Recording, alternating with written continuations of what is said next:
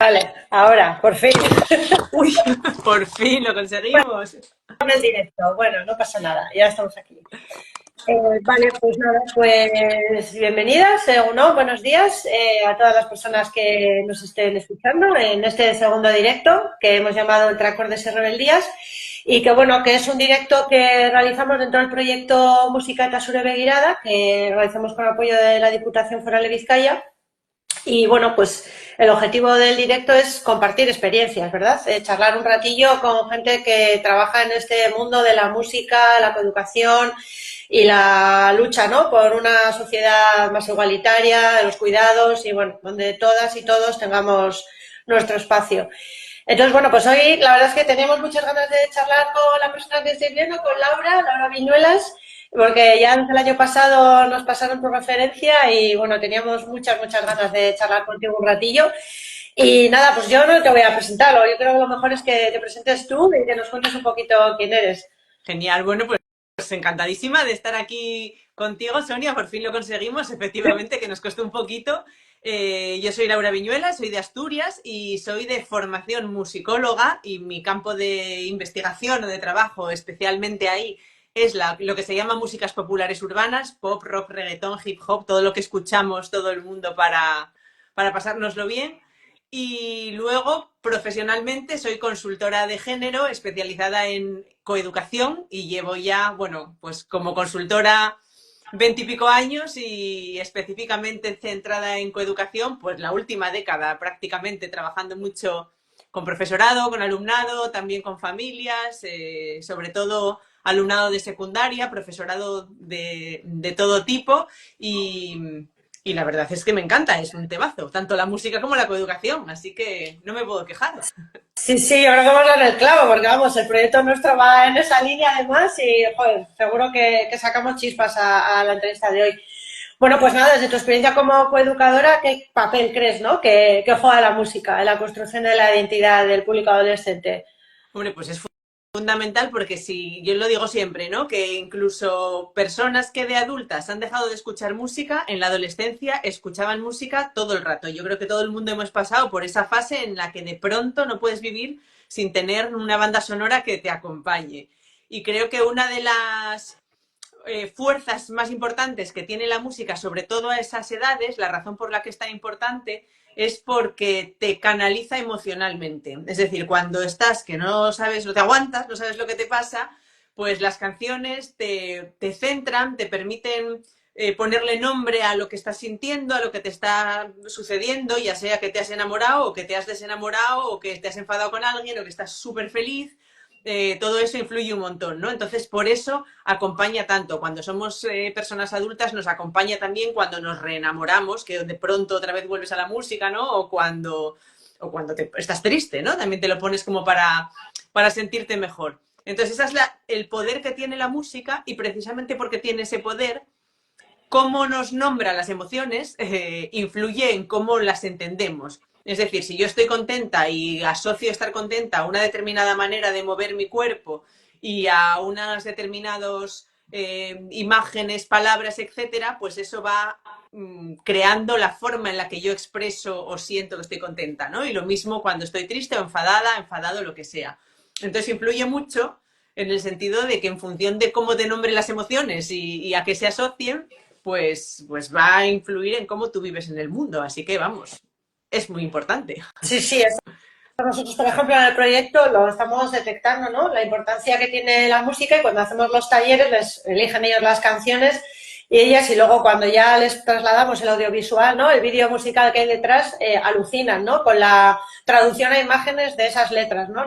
Muchas veces no son conscientes bueno, yo creo que no somos conscientes muchas veces ninguna de lo que hay detrás, ¿no? Entonces, ¿de qué manera, o sea, crees que los estereotipos de género que están presentes, ¿no? En esas canciones y esos audiovisuales, no solamente de ahora, sino esto ya viene de la música que escuchaba yo hace en el Pleistoceno, ¿de qué manera afectan, ¿no? A los chicos y a las chicas? ¿Afectan de manera diferente o la percepción es la misma?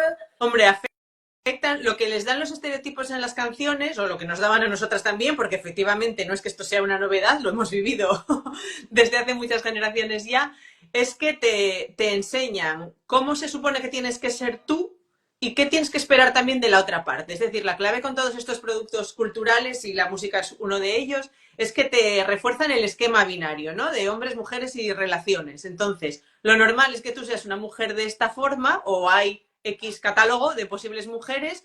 Lo mismo para los chicos, que también tienen estereotipo. Es una de las sorpresas que se llevan a veces cuando trabajamos en el aula, ¿no? Que esto no es una cosa solo de chicas. Y luego también te dice cómo se supone que es lo normal, muy entrecomillado, ¿no? En las relaciones.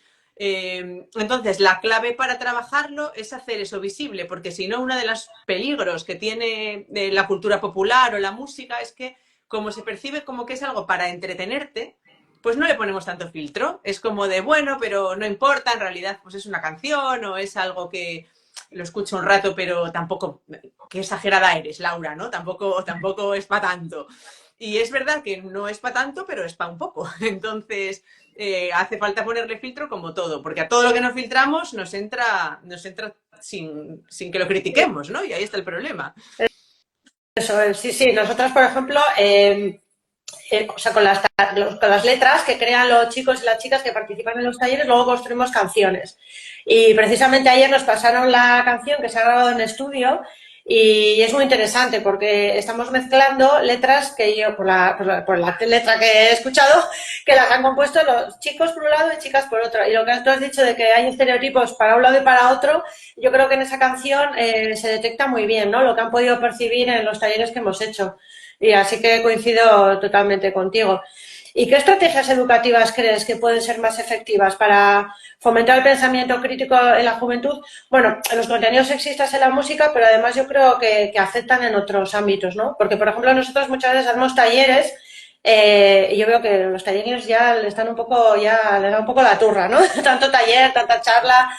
Entonces, igual la música puede ser un canal, pero puede haber otros igual que hagan ese clic, ¿no? Para que se paren a pensar. Sí, yo creo, mira, que es verdad que con tanto taller llega un punto que ya no saben si van al de igualdad, al de reciclaje o al de ir a recoger crustáceos. O sea, tienen un follón importante, ¿no? Entonces, yo creo que la clave, o sea, el método para que esto funcione, yo siempre digo que nuestro objetivo como educadoras o como docentes o lo que sea es sembrar la duda siempre, ¿no? O sea, tenemos que hacer casi que pierdan las certezas que tienen. Entonces, para poder sembrarles la duda en un entorno en el que eso no les inquiete demasiado, ¿no? Que sea un espacio seguro en el que puedas dudar sin decir, oh, Dios mío, ¿qué me va a pasar, no?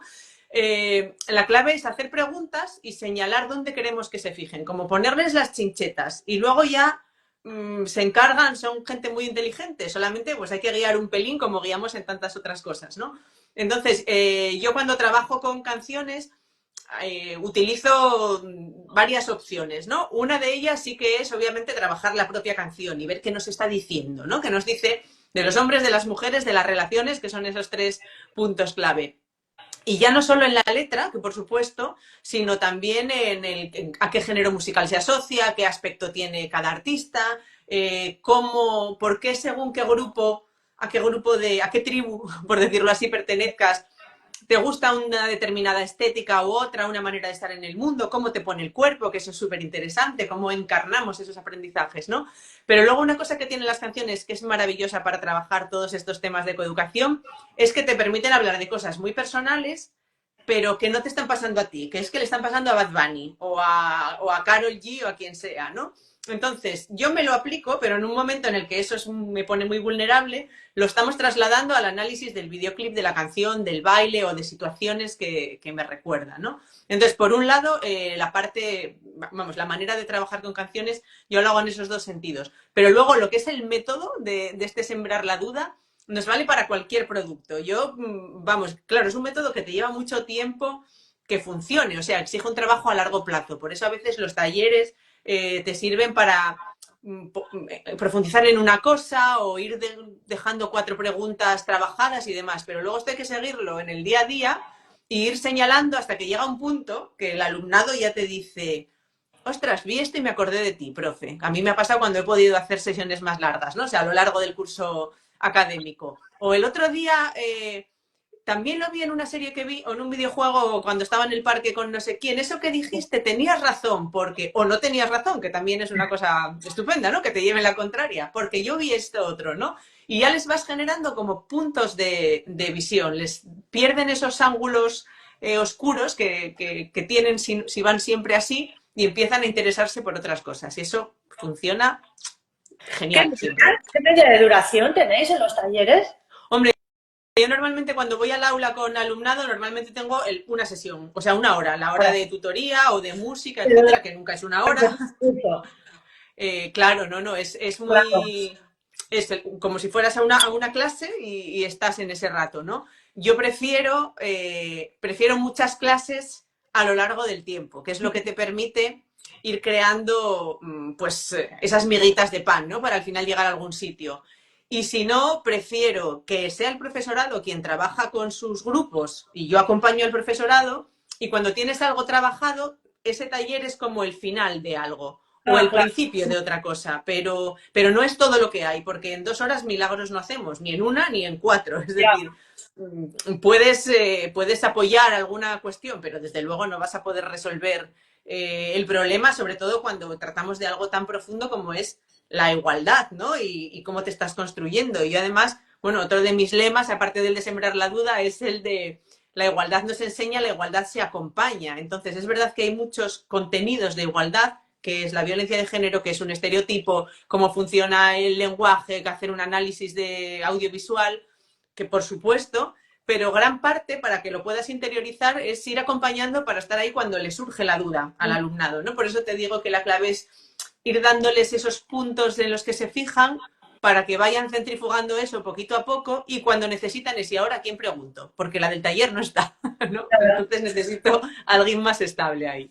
Sí, no, es que coincido completamente contigo, porque nosotros los talleres los hemos ido evolucionando, ¿no? Desde 2019 que llevamos haciéndolos y una de las cuestiones fundamentales era eso, el tiempo, porque, o sea, se queda súper corto entre que entras en clase, tal, no sé qué, cuando te pones ya casi te tienes que ir y cuando ya se vienen arriba, ya has creado ese espacio seguro para ellas, para que puedan participar y tal, ya prácticamente te tienes que marchar y es uno de los caballos de batalla que tenemos con los talleres. Y luego otro tema que tenemos también es que trabajamos mucho con el alumnado, pero luego, no sé si te pasa a ti, nosotros echamos en falta un poco que no terminamos de contactar con las familias, ¿no? El profesorado, pues poco a poco, incluso al principio los más reacios, cuando vean el taller o las personas que están en organizaciones de ocio juvenil con las que también trabajamos, acaban encantadas, pero con las familias nos cuesta más enganchar, o porque no hay AMPA, o porque no llegan los mensajes, o porque no hay feeling con el colegio, bueno, lo que sea. Entonces, ¿tú cómo haces o cómo crees que se podría implicar más, sobre todo las familias? Yo creo que el profesorado más o menos le tenemos casi ya pillado, pero las familias no sé de qué manera decir, oye, que también necesito tu ayuda, ¿no? Hacemos el taller, pero cuando te vayan a casa, joder, no sé. Mira, con las familias es súper difícil, sobre todo en según qué edades. Por ejemplo, cuando el alumnado es muy peque, cuando son bebés, infantil y demás, como tú ahí lo que tienes lo que estás entregando es tu tesoro, a tu tesoro lo llevas muy fichado. Entonces, a ver quién es la maestra, a ver qué charla le van a dar, a ver que se apuntan a todo. En ese caso es cuando es muy fácil, ¿no? Pero según van creciendo y el tesoro empieza a independizarse, se complica y en secundaria es verdad que es súper difícil. Y que las familias que te vienen habitualmente son las que ya están concienciadas, convencidas, que les interesa, etcétera. Entonces estás un poco predicando para gente que ya se lo sabe, ¿no? Momentos en los que es fácil, aunque fácil conectar con las familias, pero es de arremangarse, es cuando hay un problema. Cuando se corre la voz de que andan ahí dándoles talleres de a saber qué cosa, que todo este mito del adoctrinamiento y demás, ¿no? Y la ideología y todos estos discursos que hay por ahí. Entonces, claro, a veces ahí te llegan las familias, pero con la ceja levantadísima y una alarma increíble, y entonces es justo lo que no quieres tener. Pero funciona muy bien, vamos, yo las veces que he estado ahí en esas situaciones, es que vengan las familias que les voy a explicar lo que hago con sus hijos y con sus hijas en el aula. Y nunca he tenido problema, es decir, siempre es como de, visto así, que me encanta, porque de que te digan visto así es que es un éxito total, ¿no? Pero es muy complicado porque habitualmente van a ti cuando hay un problema. Yo trabajo con las AMPAs o con las federaciones de AMPAs cuando las hay, que como dices que no siempre las hay efectivamente o no siempre funcionan bien. Y con las familias yo me he encontrado que con quien más conexión tengo, lógicamente, es con las familias de los compañeros y compañeras de mis hijos. Es decir, que al final saben, hay una mamá ahí que es que se dedica a esto.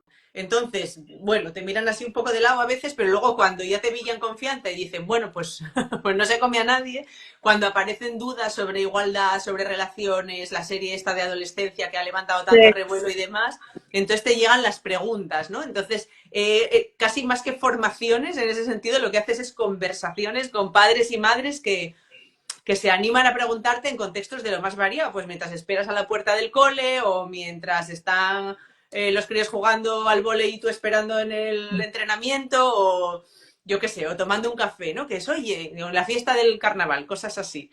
Pero dar una formación organizada para familias y que vengan masivamente, yo creo que es muy complicado. No sé si se conseguirá. Yo creo que hay que cambiar el enfoque porque ahí no está Sí, lo que pasa funcionando. es que estamos en otro debate, ¿no? Que es el propio modelo que tenemos montado de vivir montadas en la prisa constantemente. Entonces, o sea, tú puedes tener las mejores intenciones del mundo, porque yo soy madre y es a veces el horror, o sea, intentar llegar a todo y te parece todo súper interesante, pero es que no llegas. Entonces, yo creo que habría que empezar por ahí, ¿no? Darle una pensada a este modelo loco que tenemos, porque es que si no es muy complicado.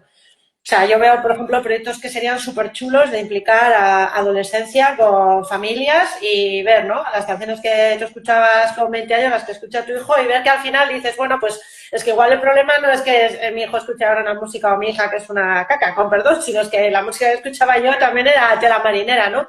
Y intentar bajar un poco y ver que al final todos tenemos esos sesgos e intentar resolverlos, que no es un problema de no sé si problema es la palabra, no sé si es una cuestión de la juventud o de la adolescencia, sino que es un tema social general. O sea, Claro, pero lo veo también como tú, ¿eh? O sea, súper complicado. Es como, vamos, un logro hablar con las familias.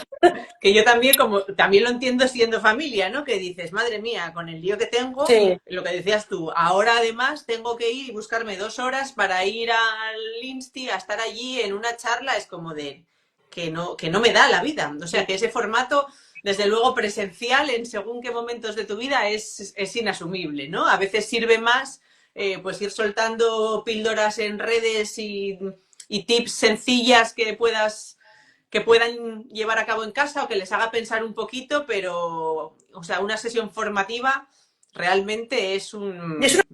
una Yo pena, ¿eh? entiendo que es una complicación. Es una pena, porque el formato presencial yo sigo apostando. O sea, yo creo que es mucho más enriquecedor toda la Sí, comunicación no verbal.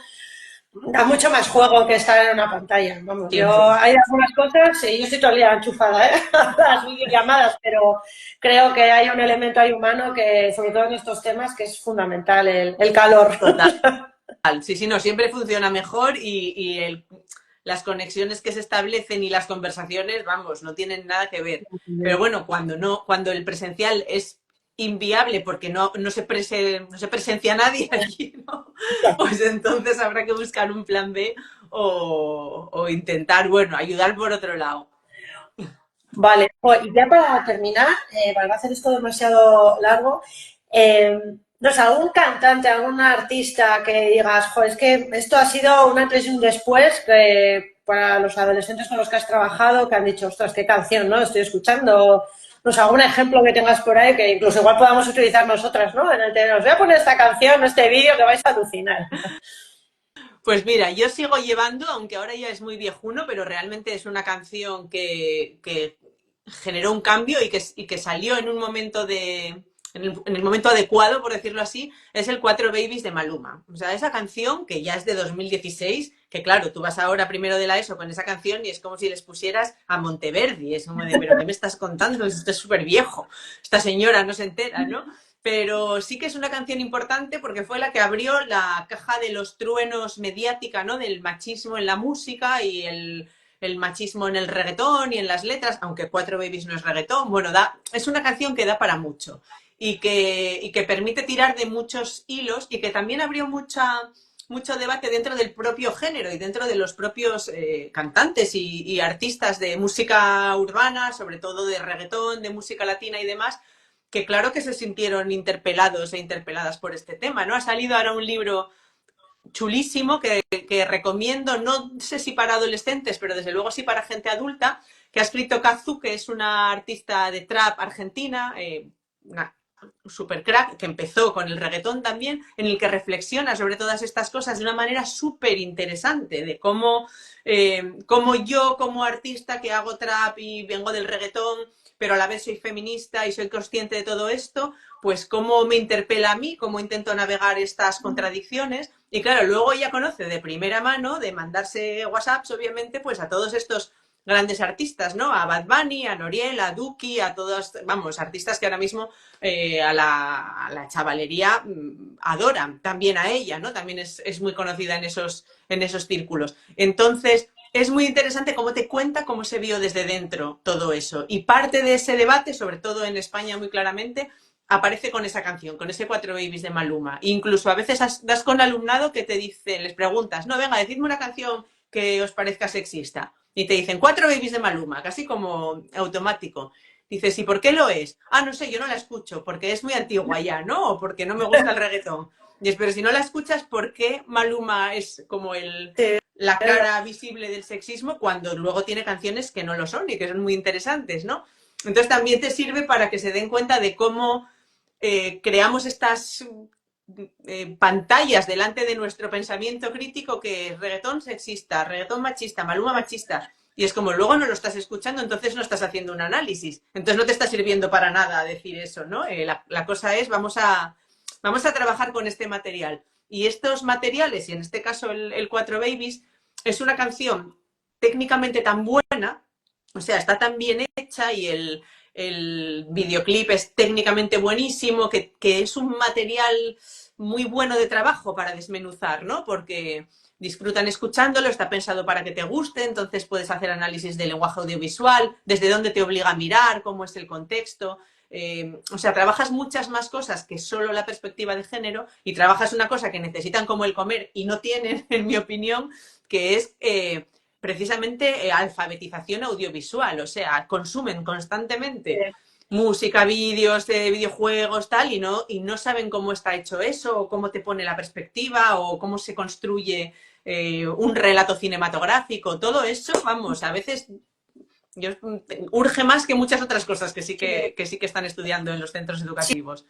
Sí, ahí coincido contigo. Nosotras, además de los proyectos, que hacemos otro tipo de actividades que no tienen nada que ver con el plano de la coeducación, y hicimos la semana pasada, no me acuerdo, un cineforum sobre temas de ciudadanía digital y tal, y ya el hecho de poder sentar a chavales de 16 años para ver 2 horas una película me pareció un puntazo, porque yo tengo 2 hijos adolescentes y sentarte una película a ver 2 horas ya es como, qué largo, ¿no? Entonces, y fue súper, súper interesante y muy potente. Las preguntas que salieron, el formato, nos gustó mucho y totalmente de acuerdo. O sea, el mundo de la imagen y la música es de un potencial enorme para la educación y que no está suficientemente explotado. Vaya. Total. Otra vez volvemos a lo mismo, ¿eh? Yo creo que es por el tema del tiempo, las prisas y toda esta burocracia que tenemos por encima que te come y no te deja eso, aprovechar el momento. O sea que total, es me apunto. temazo. Es un temazo, y además cuando vas con música a un aula, muy mal lo tienes que hacer para que no salga bien. Entonces, quiero decir, ya vas con mucho positivo por delante, entonces aprovechémoslo. Sí, tal cual. O sea, la música es un elemento que les engancha. Y fíjate que luego es que saber usarlo, ¿eh? Porque nosotros generamos productos, ¿no? Del taller.